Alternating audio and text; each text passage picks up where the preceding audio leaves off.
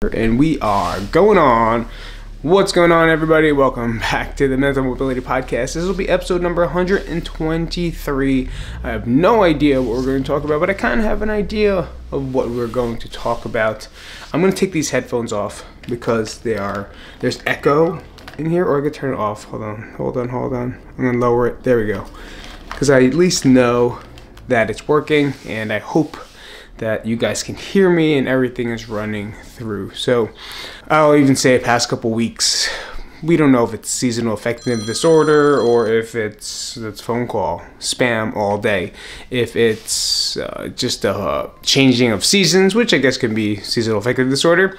You can label it whatever you want, but it's something I've always had, knowing that my birthday is coming up, right? Whenever November comes up, I always hit this little bit of depression, or I don't want to do anything, or I'm not motivated to do anything. So a lot of those signs will say that it is depression, right? And for more so, I'm not taking this off.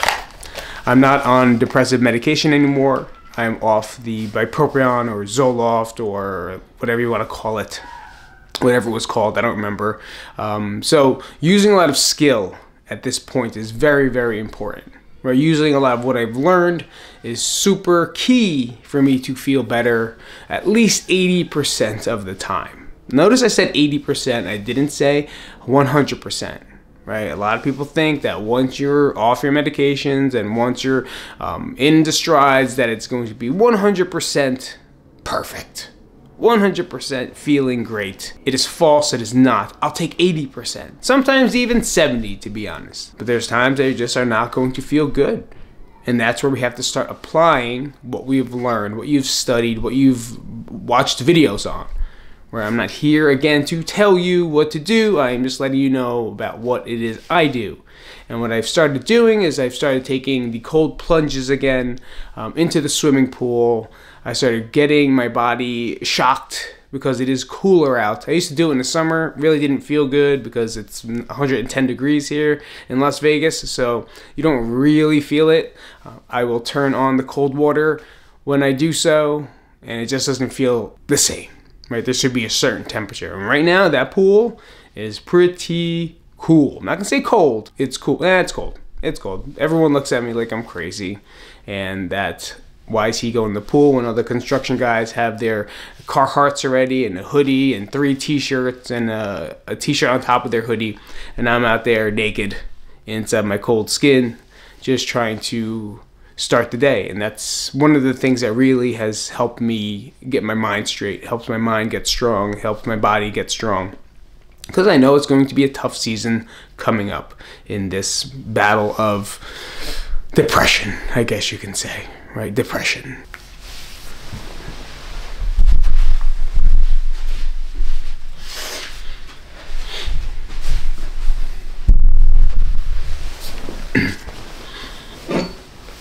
Presently, I'm also battling a ear infection / sinus infection, so I thought I was having a stroke, I guess you could say. I really didn't understand what was going on.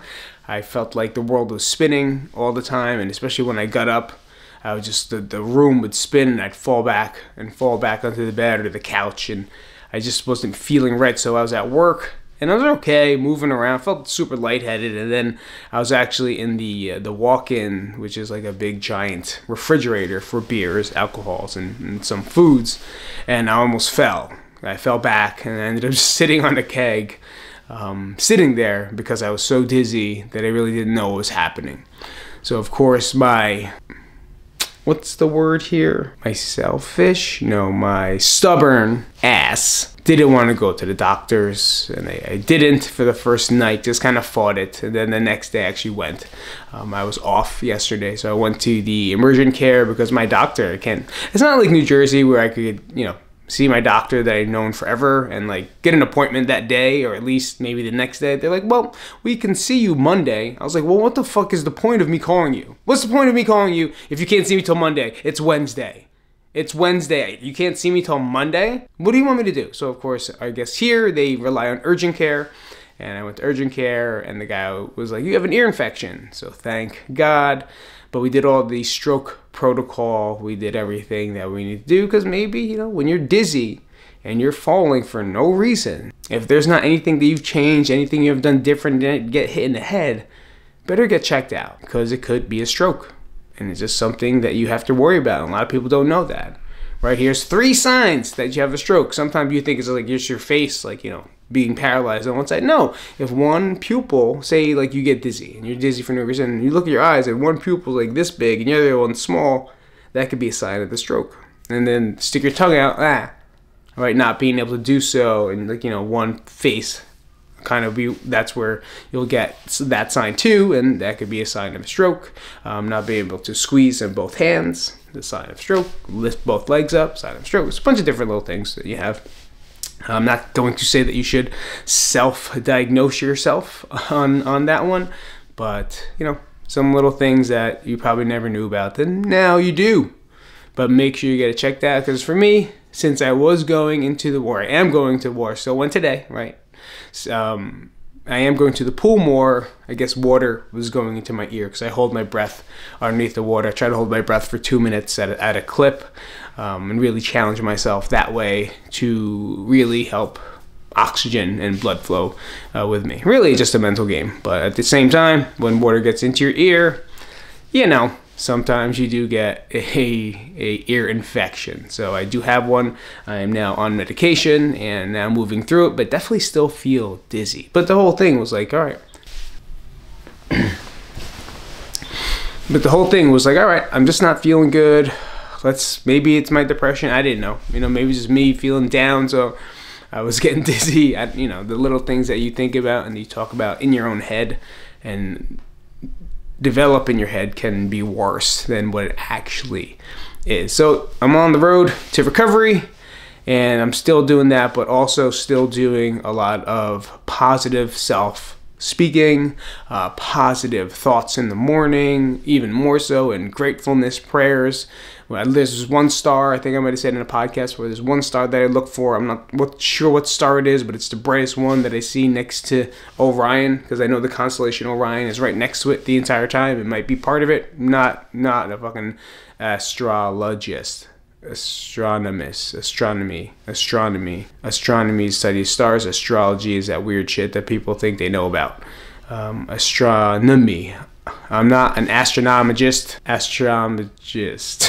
Astrologist is the people that think they know what they're talking about. Mostly women, ages 25 to 50. That light incensed and love talking about it, by the way. I'm Scorpio, so go fuck yourself too. That's right. Astronomy. I don't know what the fuck I was. I have no idea. No idea where I was. Not even an inkling of the star. I got it. So I look at the star and I say thank you for multiple things, for things that I have, for things I've had, and things that I in the future will have. And really pressing that forward when doing so. I still do a lot of breathing exercises. I do movement, and shout out to Coach Brad. Brad from Titan Strength. He is now in Florida. He used to be in, I want to say Pennsylvania, upstate New York. I do believe in Pennsylvania. And he's a strength coach. Moved his way out to a different state as well, and now is in Florida. And I'm just, I've been really close with him through masterminds and gym stuff for a long time now. We met through a friend named Smitty. If you guys don't know Smitty, then you don't know anything about fitness. You don't know anything about strength coaches, because he's top of the line, best of the best. And if you don't know who Smitty is and Joe DeFranco, well then you better start doing your fucking research, son. But anyway, we met through them, and he started this 100 push-up. Now, it's not even a challenge. I don't want to say challenge because it's not one of those things, hey, Mark, sure. Hey, make sure you do 100 push-ups for... I can't think of it. I don't want to joke about an ailment, so I tried to think of something stupid. I just can't. I don't want to be there, right? I don't want to say heart disease because that's important, right? I don't want to say for mental illness because that's important. I was really do 100 push-ups for the way dogs' feet smell and try to get rid of that stuff. I don't know. Whatever. Anyway, thank you for starting that thing. He didn't really start, he just does it himself. So I was like, I should do this too. I should do it before I went to bed. But what a great way to start the day was start with 100 push-ups. So past couple days, 100 push-ups, down to the ground, do it just to start the day after the cold bath. And it really helps me mentally focus and feel better about myself, because there's days that I don't want to work out. You know, there's days I don't want to do it, and I beat myself up for not doing it, even though I have an ear infection, I'm dizzy, I'm falling over. It's like, nope, but you got to squat today, so come on, let's go. Like, it's like, no, we should not. I'm not going to do it because I might fall and hurt myself. I'm not going to do it because my body might not react the same way, and I may not be able to catch or brace, and then I'm going to get hurt again. So it's like that fight that you have with working out, especially if you do work out, there's a fight, right? Because especially if you're on routine and you're like feeling good and you're going, you take a day off and you hate yourself. Why? Why do we do this? You hate yourself for not working out. You missed a day because you wanted to eat fucking Cheetos. There should be nothing wrong with that. If you're eating Cheetos 10 days in a row and skipping 10 days in a row becomes another 10, yeah, then maybe there's an issue there. Maybe you can't stop and move back onto the track that's going to make you feel best. But a day's not going to do anything. Right? Even 2, honestly.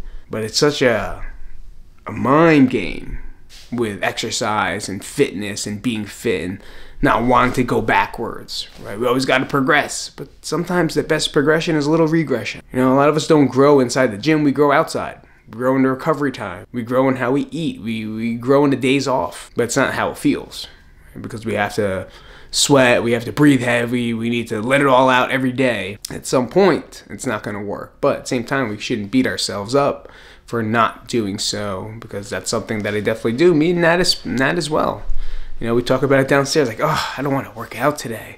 I just want to do this. And then we think back, say, oh wait, we worked out 5 days already in a row. Like, why are we even making ourselves feel bad? You know, so it's a lot of communication there, and I'm glad I have her as well to kind of sit down and talk things out with, because it's important. You know, it's important to take off. It's important to communicate how you feel. It's important to let people in on things, and you know, I'm glad I have her to do that. So before we move into another cell phone, let's do one from the DBT deck. It's been a while. You know, I've been really shitty at my videos lately. I want to make sure we get this one in. This segment is called Straight from the DBT deck. This is DBT cards. They are a bunch of cards that kind of teaches you skills and or helps you remind you of skills that you may have learned in the hospital or with your doctor or with your DBT therapist. So for me, DBT skill today is going to be called ACCEPTS. ACCEPTS is an acronym. This one is E, emotions. So if you want to look, whoop, ACCEPTS, E, emotions. Emotions flow from what we do. Change your behavior to create a different emotion. When depressed, get into behaviors that lift you. When anxious, get into behaviors that relax you.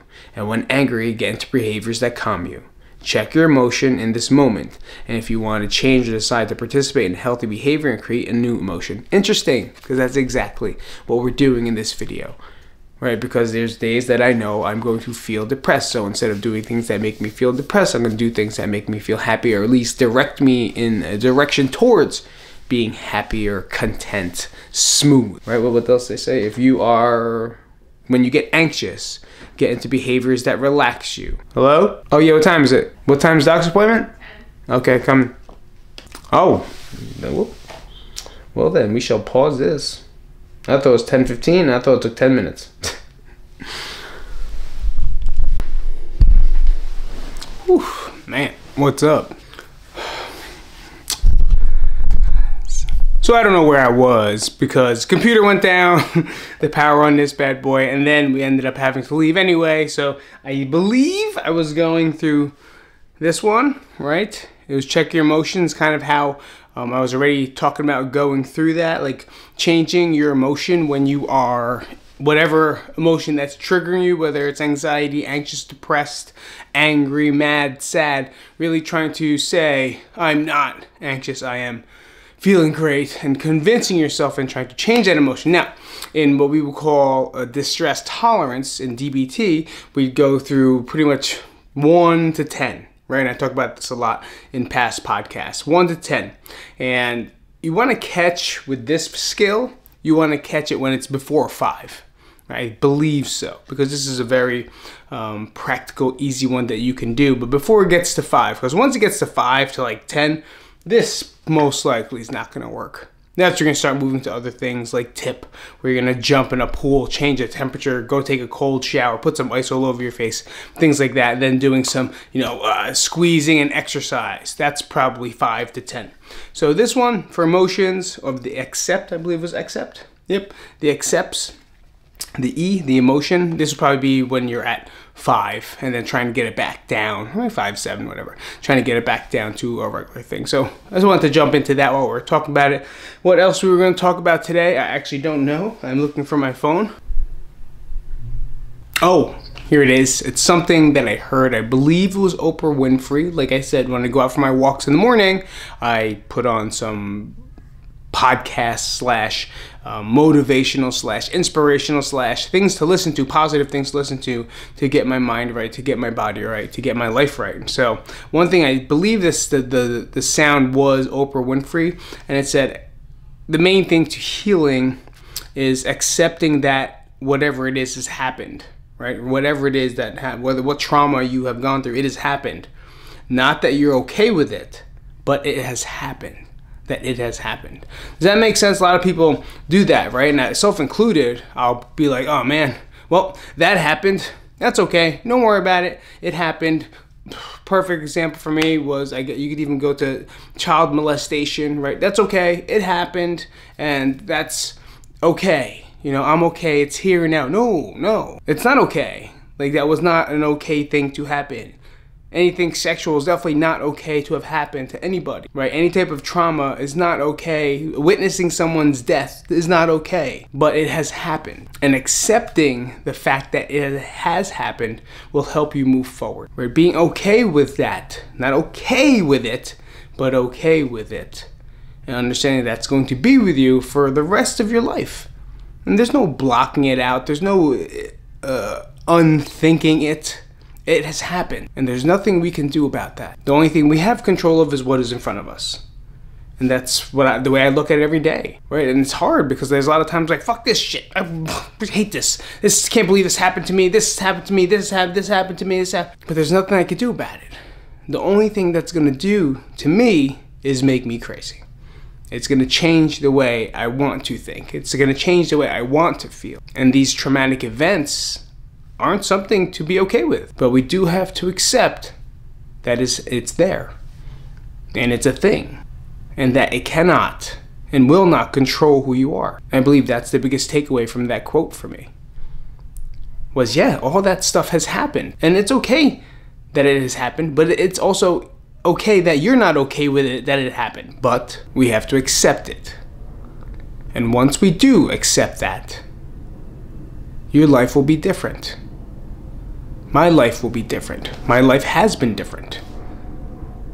I can even say one of the most recent traumas of my life was losing the gym, guys. Losing the gym was one of the biggest, I can't even tell you how hard that is to get. And more recently, I'm getting emo on it, man. I got the feels of it. I've been looking at old videos. I've been posting old videos. If you follow me on Instagram, Pete's feeling something, because I am. I got the feels. Am I gonna open a gym here? Do I know enough people? No, I don't. I can't do it. I cannot recreate what I had. I can't. I cannot recreate that. The amount of trust and love and care and camaraderie we had there, can't do it.